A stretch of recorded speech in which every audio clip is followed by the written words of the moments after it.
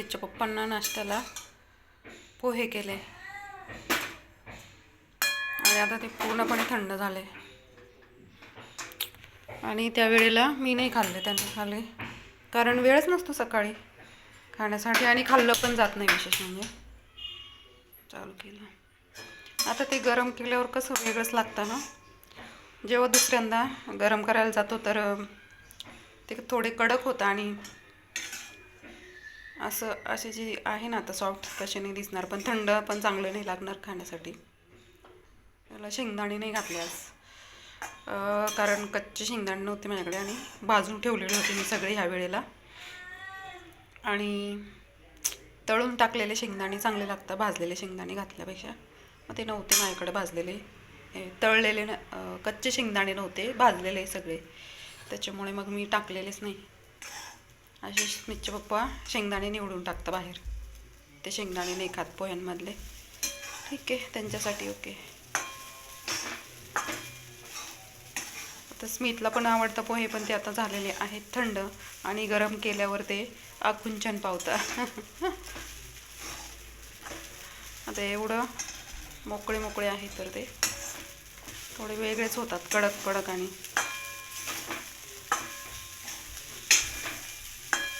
चला खाते गरम करून. आता काय,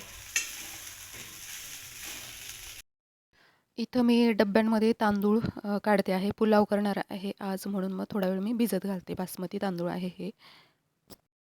नमस्कार, मी कल्याणी स्वागत करते तुमचं सर्वांचं नवीन एका व्हिडिओमध्ये माझ्या यूट्यूब चॅनलवर, ज्याचं नाव आहे मी आणि स्मित. आजचा व्लॉग मी संध्याकाळी सुरू करते आहे. 4 ते 5च्या दरम्यान आहे, आता वाजलेले आहे. आणि मी थोडी लवकर स्वयंपाकाला लागलेली आहे, कारण आज आहे 31 डिसेंबर, 31. थोडंसं सेलिब्रेशन नवीन वर्षाच्या स्वागतासाठी करतो आहे. तर 31ला कुठेही आम्ही बाहेर जात नाही, कारण 2-3 वेळेला वाईट असे अनुभव आलेले. खूप जास्त गर्दी असते, नंबर लावावे लागतात जेवणाला पण, आणि एन्जॉय नाही करू शकत, कारण प्रत्येक ठिकाणी गर्दी असते, नंबरच असतात. मग काय उपयोग त्याचा. मग त्याच्यामुळे आता बाहेर जाणं बंद केलं आणि आता आम्ही घरचे घरीच सेलिब्रेशन करतो. सेलिब्रेशन म्हणजे छोटीशी पार्टी करायची, खाण्यासाठी वेगळे पदार्थ बनवायचे रोजच्यापेक्षा, आणि असं करणार. आणि संध्याकाळी पॉसिबल असेल गंगेवर जाऊ. 12 वाजता छान असं सेलिब्रेशन असतं गंगेवर, फटाके असतात, आणि गेलो तर मी तुम्हाला दाखवेलच.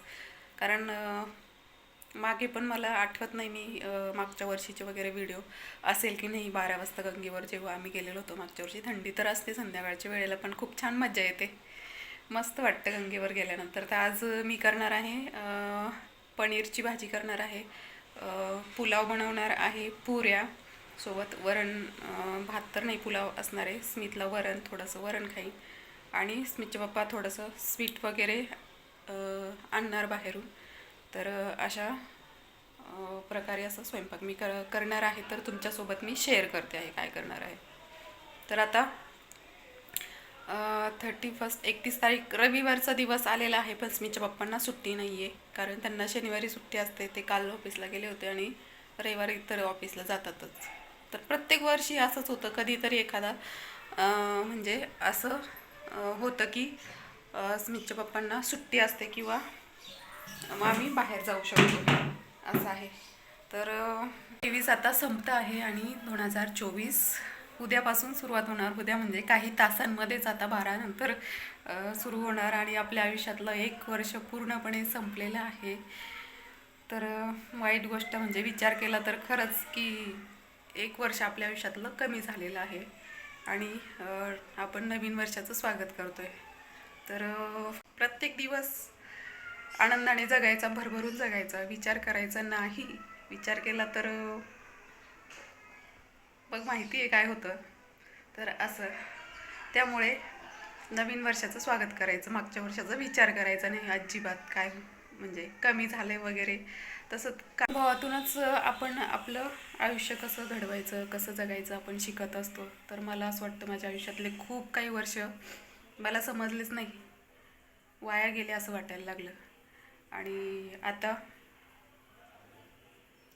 मी मागचा विचार करत नाही, आणि माझं लाईफ जे काही असेल, कसेही प्रसंग असो, वाईट असो, चांगल्यांचा विचार आपण कमी करतो, पण वाईट सतत विचार करत असतो. वाईट जे गोष्टी आपल्या आयुष्यात घडतात त्यांचं प्रमाण आपल्याला असं वाटतं खूप जास्त आहे, कारण त्याचा विचार आपण सतत करतो, त्याच्यामुळे आपल्याला असं जाणवतं. तर ते सगळं सोडून द्यायचं आणि मजेत आयुष्य जगायचं.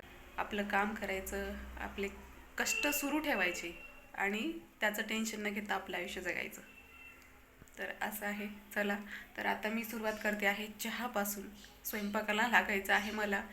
मी झोपलेला आहे तोपर्यंत मी भाज्या वगैरे चिरणं, आता पुलाव बनवायचा आहे तर सगळ्या भाज्या, पुलाव म्हणावं की बिर्याणी, मला ह्या दोन्ही गोष्टी खरं सांगू की मला कळत नाही पुलाव आणि बिर्याणी ह्या दोन्ही कसं करायचं. तर बिर्याणीला लेअर वगैरे टाकल्या जातात आणि पुलाव व्हाईट असतो की असा असतो ते मला, कारण कधी कधी याला पण पुलाव म्हणतात आणि त्याला म्हणतात. मला नक्की सांगा, तुम्हाला माहीत असेल तर मला कॉमेंट सेक्शनमध्ये नक्की सांगा की मी जे बनवते आहे तो बरोबर आहे का पुलाव. म्हणजे सगळ्या प्रकारच्या मी भाज्या घालते आणि सेम बिर्याणीसारखं बनतो. बिर्याणी फक्त लेअरची असते आणि हे मिक्स करते मी. तर मसाला असा आहे. मला सांगा कॉमेंट सेक्शनमध्ये मी बरोबर बोलते आहे की त्याला पुलाव, मी पुलावच म्हणते, लागतो बिर्याणीसारखा, असं आहे. चला तर मग स्वयंपाकाला लागते, आधी चहा पिते आणि आता या सगळ्या भाज्या कट करायच्या. जास्तीत जास्त भाज्या पुलावला घातला तर छान लागतो. चला,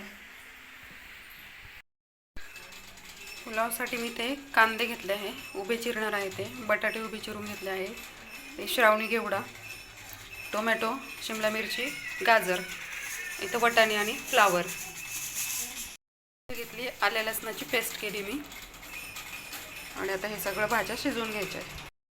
आता मी जरा मोठी कढाई घेतलेली आहे. पुलाव बनवण्यासाठी सुरुवात करते. तर थोडं तेल घालून घेतलं आणि त्याच्यामध्ये थोडे खडे मसाले, 2-3 लवंग, तेजपान आणि एक दालचिनीचा तुकडा आहे.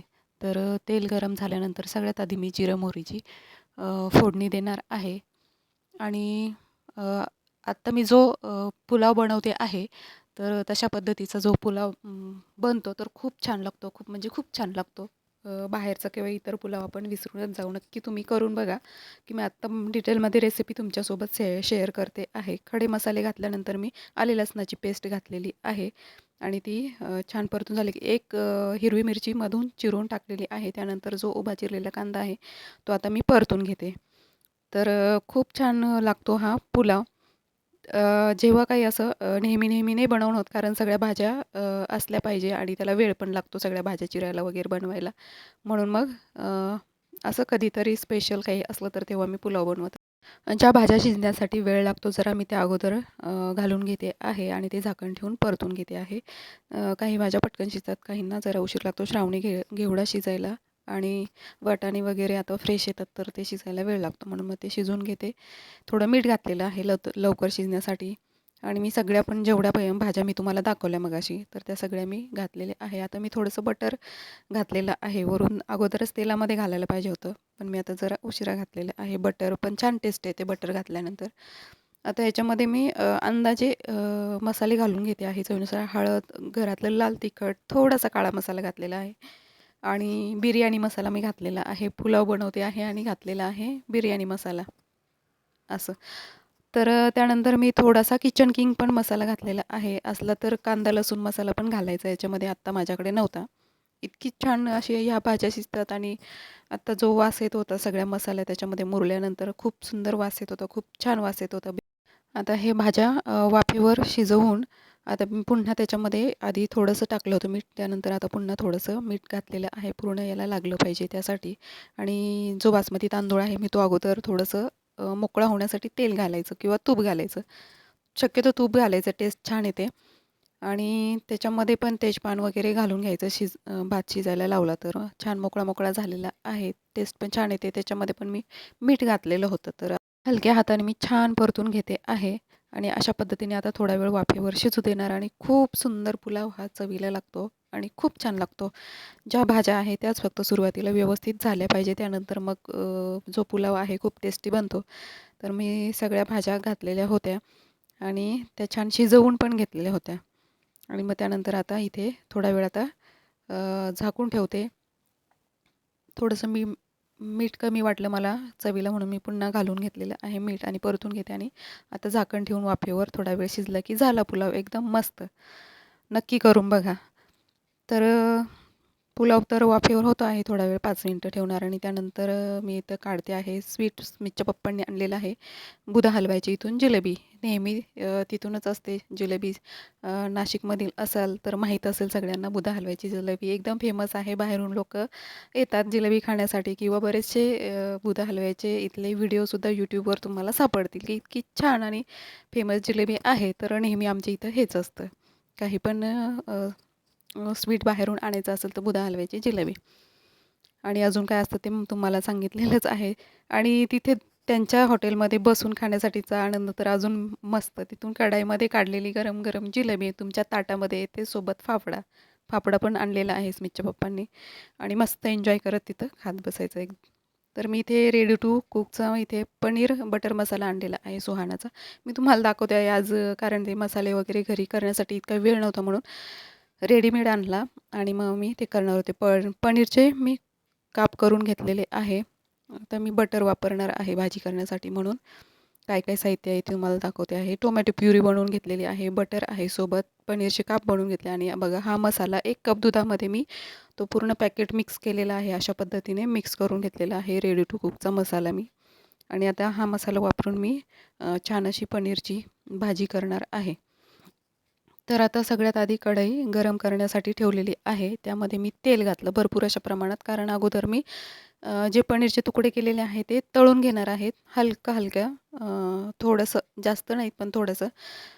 स्मितच्या पप्पांना तळलेले असे जे पनीर असतात ते भाजीमध्ये घातलेले आवडतात आणि मला डायरेक्टली भाजीमध्ये असे पनीर घातलेले तुकडे आवडतात. ते थोडेसे तळल्यानंतर आहे ना काय होतं की थोडेसे चिवट असे होतात ते रब्बरसारखे होतात म्हणून मग नाही थोडंसं हलक्या हातानेच तळायचे जास्त वेळ नाही तळू द्यायचे नाही तर मग ते तसे होणार.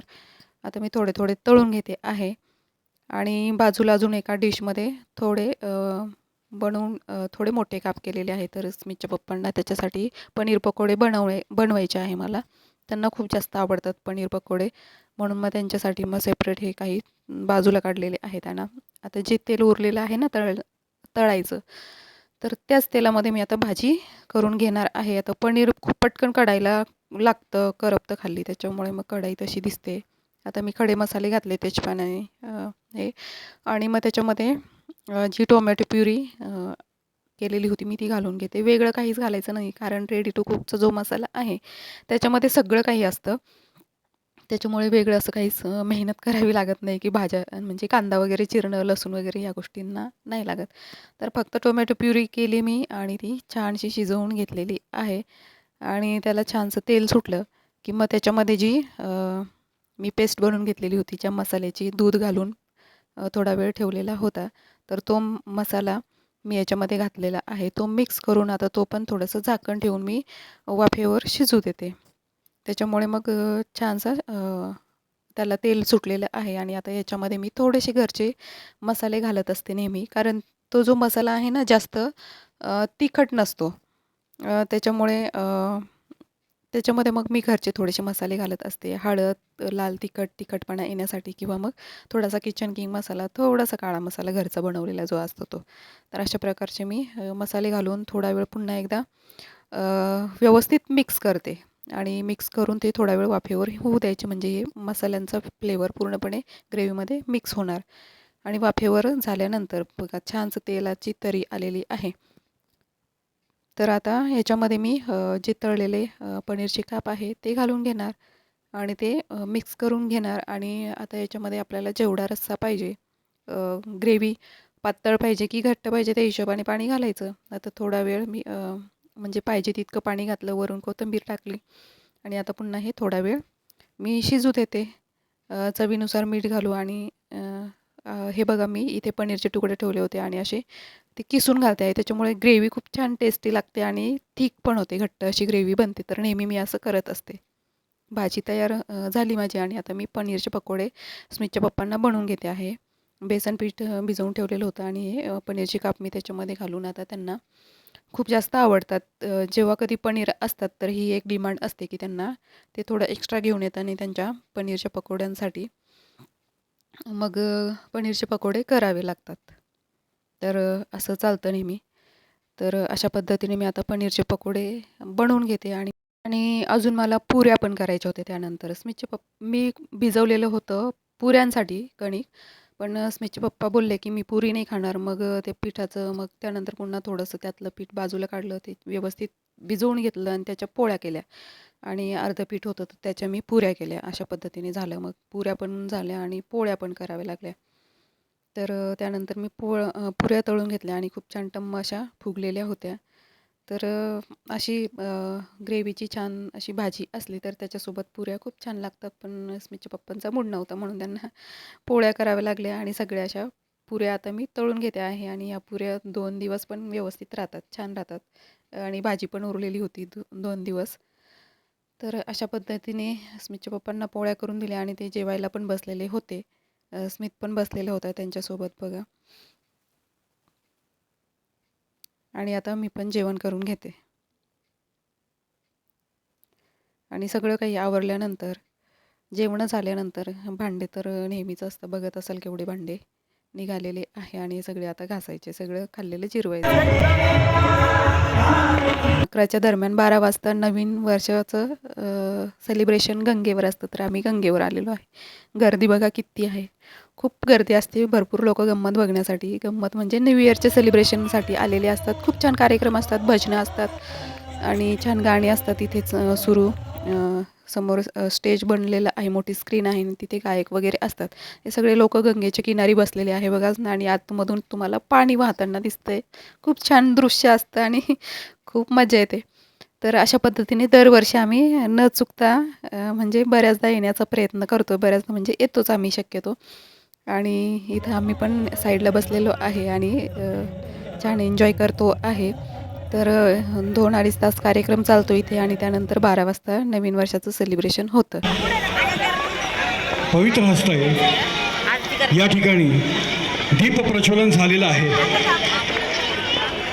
त्यांच्या आशीर्वचनामधून न बोलता त्यांनी न आपल्याला कळू देता त्यांनी रामजप आपल्याकडनं करून घेतला आणि या रामजपामध्येच आपल्या गतवर्षाला आपण निरोप दिलेला आहे.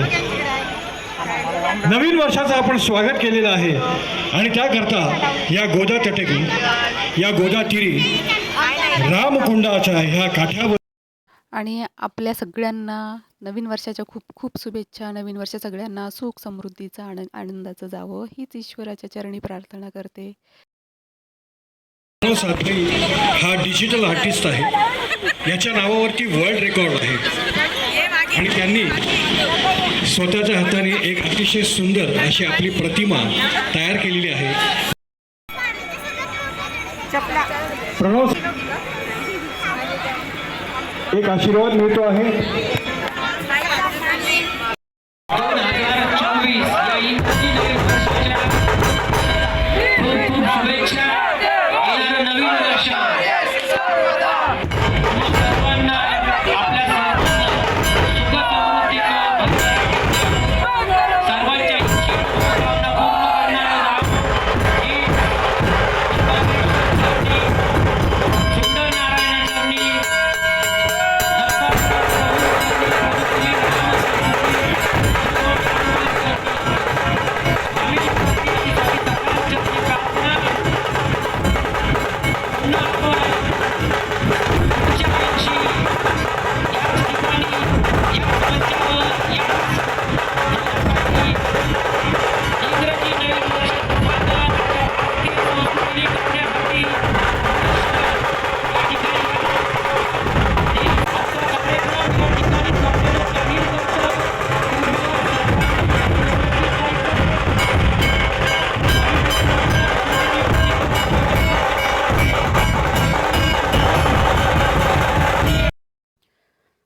चला तर मग नवीन वर्षाच्या सुरुवातीने आजचा व्हिडिओ पण मी इथेच थांबवते आहे आणि तुम्हाला कसं वाटलं माझा व्हिडिओ कॉमेंट सेक्शनमध्ये नक्की कळवा आणि माझ्या चॅनलला लाईक आणि शेअर करायला विसरू नका. आठवणीने सबस्क्राईब करा. सबस्क्राईब केल्याशिवाय जाऊ नका. तर मी रील्स बनवलेले आहेत, तर यावरील रील्स तुम्हाला इन्स्टावर बघायला भेटेल. इन्स्टा लिंक आहे डिस्क्रिप्शन बॉक्समध्ये माझ्या, बघायला विसरू नका.